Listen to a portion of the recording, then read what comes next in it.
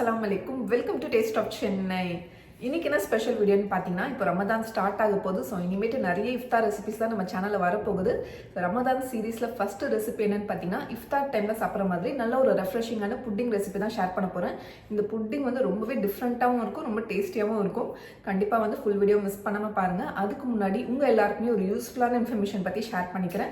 KS academy இவங்க வந்து online tuition வந்து எடுத்துகிட்டு இருக்காங்க. ஸ்கூல் கிட்ஸ்க்கு ப்ரீ கேஜிலேருந்து அப் டு 12th கிரேட் வரைக்கும் எல்லா போர்ட்ஸ்க்குமே எடுக்கிறாங்க. ஸ்டேட் போர்ட், CBSE, IGCSE எல்லா போர்ட்ஸுமே நல்ல கிராஜுவேட்டட் டீச்சர்ஸ் வச்சு சொல்லி கொடுக்குறாங்க. அது உங்களோட ஃப்ளெக்சிபிள் டைமிங்கில் உலகத்தில் நீங்கள் எங்கே இருந்தாலுமே ஜாயின் பண்ணிக்கலாம். எங்ககிட்ட 1-on-1 கிளாஸுமே இருக்குது. ஃபீஸுமே ரொம்ப கம்மி தான். டெமோ கிளாஸும் அவங்கக்கிட்ட இருக்குது. ஸ்கூல் சப்ஜெக்ட்ஸ் மட்டும் இல்லாமல் spoken English, spoken Hindi, Arabic, French இந்த மாதிரி கிளாஸுமே இருக்குது. கிட்ஸ் அண்ட் அடல்ட்ஸ்க்கு யோகா கிளாஸுமே எடுக்கிறாங்க. அதுக்கப்புறம் குரான், தஜ்வீத் கிளாஸுமே இருக்குது. உங்கள் கிட்ஸும் இந்த டியூஷனில் ஜாயின் பண்ணும் அப்படின்னு நினச்சிங்கன்னா எங்களோட காண்டாக்ட் டீட்டெயில்ஸ் எல்லாமே நான் டிஸ்கிரிப்ஷன் பாக்ஸில் கொடுத்துருக்கேன், செக் பண்ணிக்கோங்க. இப்போ வாங்க நம்ம ரெசிபிக்குள்ளே போகலாம். இந்த டெசர்ட் செய்கிறதுக்கு ஃபஸ்ட்டு நம்ம ஜெல்லி வந்து செட் பண்ண போகிறோம். அதுக்கு 3 கப் அளவுக்கு நான் தண்ணி எடுத்திருக்கேன். சுகர் ஒரு 1/4 கப் அளவுக்கு எடுத்திருக்கேன். அதுக்கப்புறம் இந்த ஜெல்லி பவுடரில் வந்து பாதி சாஷெட் மட்டும் நான் வந்து சேர்க்க போகிறேன். இது வந்து பாண்டன் ஃப்ளேவர், ரம்பேலன்னு சொல்லுவாங்களே அந்த ஃப்ளேவர். இது இல்லைனா பரவாயில்ல, நீங்கள் நார்மல் கடல் பாசியே எடுத்துக்கலாம். கடல் பாசியில் நீங்கள் ஏதாச்சும் கலர் சேர்க்குறதுனா சேர்த்துக்கலாம். இது வந்து க்ரீன் கலரில் இருக்கும். கடல் பாசியில் செஞ்சிங்கன்னா ஒரு 5 கிராம் அளவுக்கு எடுத்துக்கோங்க. இப்போ பேனில் நான் ஃபஸ்ட்டு தண்ணி ஊற்றிக்கிறேன்.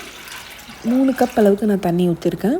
இப்போது இந்த ஜெல்லி பவுடரில் வந்து நான் பாதி மட்டும் சேர்க்க போகிறேன். ஃபுல் பேக் நான் சேர்க்கலை, இதில் பாதி தான் நான் சேர்க்க போகிறேன். இந்த இன்ஸ்ட்ரக்ஷன்ஸ் கொடுத்துருப்பாங்க எப்படி செய்யணும் அப்படின்னு சொல்லிட்டு, எவ்வளோ தண்ணி வந்து இதுக்கு தேவைப்படும் எல்லாமே உங்களுக்கு வந்து கொடுத்துருப்பாங்க.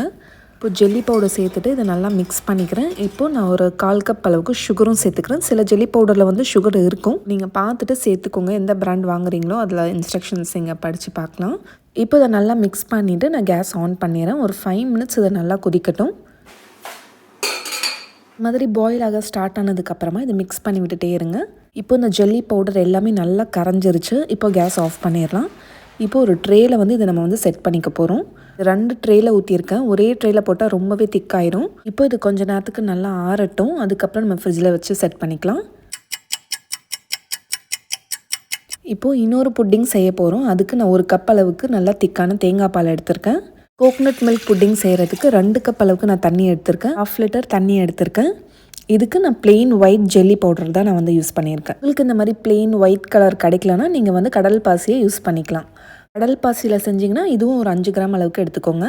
க்ரீன் கலர் புட்டிங் செஞ்சோம்லே அதே மாதிரி தான். இதுலேருந்து நான் ஒரு பாதி பேக் அளவுக்கு தான் நான் வந்து சேர்க்குறேன். நீங்கள் கடல் பாசியில் செஞ்சாலும் சேம் மெஷர்மெண்ட்டே ஃபாலோ பண்ணுங்கள், உங்களுக்கு கரெக்டாக வரும். ஜெல்லி பவுடர் சேர்த்து நல்லா மிக்ஸ் பண்ணிவிட்டு இப்போ நான் சுகரும் சேர்த்து நல்லா மிக்ஸ் பண்ணிக்கிறேன். இப்போ கேஸ் ஆன் பண்ணிடலாம். ஒரு 5 நிமிஷம் இதை நல்லா வந்து கொதிக்கட்டும். ஜெல்லி பவுடர் நல்லா கரைஞ்சதுக்கு அப்புறமா இப்போ நான் வந்து கேஸ் ஆஃப் பண்ணிவிட்டு நம்ம தேங்காய் பால் எடுத்து வச்சிடணும் இல்லையா, இப்போது அதை வந்து சேர்த்துக்கிறேன். கேஸ் ஆஃப் பண்ணிவிட்டு தான் சேர்க்கணும். தேங்காய் பாலுக்கு பதிலாக நீங்கள் நார்மல் மில்க் கூட நீங்கள் வந்து சேர்த்துக்கலாம். இப்போது இதை எடுத்து இன்னொரு ட்ரேயில் நான் வந்து செட் பண்ணிக்க போகிறேன். நிறைய பேர் தேங்காய் பால் வந்து கடல் பாசியில் ஊற்றுனா ஒரு மாதிரி ஆயிடுது, திரிஞ்சு போயிடுதெல்லாம் சொல்கிறீங்க. உங்களுக்கு தேங்காய் பால் வேணும்னா நீங்கள் நார்மல் மில்க்லேயே ட்ரை பண்ணுங்கள். இப்போ இந்த மாதிரி ஏதாச்சும் பபிள்ஸ் இருந்தால் இந்த மாதிரி ஃபோக் வச்சு இந்த மாதிரி உடச்சி விட்டுருங்க. அப்போ தான் உங்களுக்கு நல்லா ஸ்மூத்தாக இருக்கும். இப்போது இதுவும் நல்லா ஆறட்டும். நல்லா ஆறினதுக்கப்புறமா நம்ம ஃப்ரிட்ஜில் வச்சிடலாம். இப்போ இந்த டைமில் நான் ஜவ்வரிசி வந்து ஊற வச்சுக்க போகிறேன். ஒரு 1/2 கப் அளவுக்கு ஜவ்வரிசி எடுத்திருக்கேன். இப்போது இது ஒரு 15 to 20 மினிட்ஸ் நான் வந்து தண்ணியில் ஊற வச்சுக்கிறேன். இப்போ நல்லா வாஷ் பண்ணிவிட்டு இந்த ஜவ்வரிசி முழுகிற அளவுக்கு மட்டும் தண்ணி சேர்த்துக்கோங்க. இப்போ இந்த ஜெல்லி எல்லாமே நல்லா வந்து ஆறிடுச்சு. இப்போ இதை வந்து நான் ஃப்ரிட்ஜில் எடுத்து வச்சுக்க போகிறேன். ஒரு 1 hour இது வந்து ஃப்ரிட்ஜில் இருக்கட்டும்.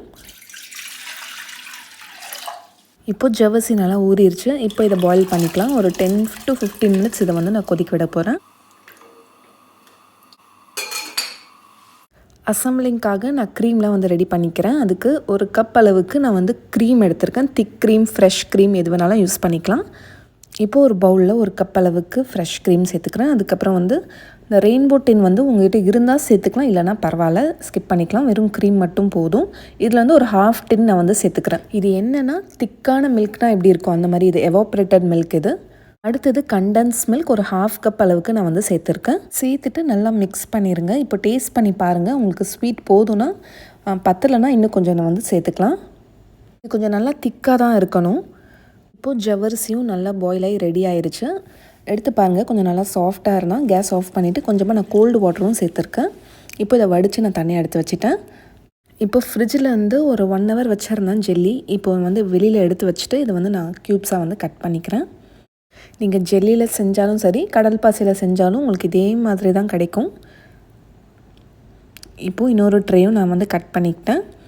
இப்போது இந்த தேங்காய் பால் ஜெல்லி வந்து செஞ்சோம் இல்லையா, இந்த புட்டிங். ஸோ இந்த மாதிரி ஒரு கோக்னட் ஸ்க்ரேப்பர் வந்து நான் வந்து எடுத்திருக்கேன். இதை யூஸ் பண்ணி நம்ம இது பண்ணோன்னா இந்த மாதிரி உங்களுக்கு ஸ்ட்ரிங்ஸாக வந்து கிடைக்கும். இது இல்லைன்னா என்ன பண்ணுறதுன்னு பார்த்தீங்கன்னா, பீலர் வச்சுருந்தா அதை வச்சு நீங்கள் ட்ரை பண்ணுங்கள்.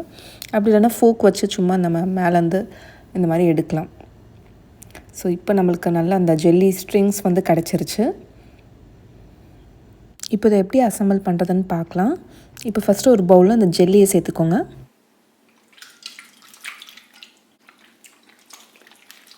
அடுத்தது இதில் கோகோனட் ஜெல்லி ஸ்ட்ரிங்ஸ் சேர்த்துக்கலாம். நம்ம பாயில் பண்ண ஜவ்வரிசி. இப்போது எல்லாமே இதை நல்லா மிக்ஸ் பண்ணிக்கோங்க. இதில் நீங்கள் இன்னும் என்ன சேர்க்கலான்னா, நீங்கள் வந்து அந்த டெண்டர் கோகோனட் இருக்கு இல்லையா, அது வந்து சின்ன சின்ன பீஸஸாக கட் பண்ணி சேர்த்துக்கலாம். இப்போ வந்து நம்ம மிக்ஸ் பண்ணி வச்சுருக்க க்ரீமை சேர்த்து நல்லா மிக்ஸ் பண்ணிடுங்க.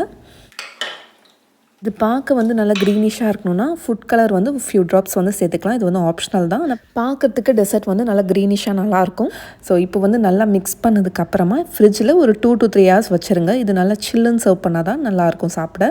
ஃப்ரிட்ஜில் வந்து வெளியே எடுத்து வச்சுட்டேன். இப்போ பாருங்கள், நல்லா திக் அண்ட் க்ரீமியான இந்த டெசர்ட் ரெடி ஆயிடுச்சு. இப்போ இதை சர்வ் பண்ணிடலாம். இந்த மாதிரி சின்ன சின்ன குட்டி கப்ஸில் சர்வ் பண்ணலாம். அப்படி இல்லைனா சின்ன கிளாஸஸில் சர்வ் பண்ணலாம்.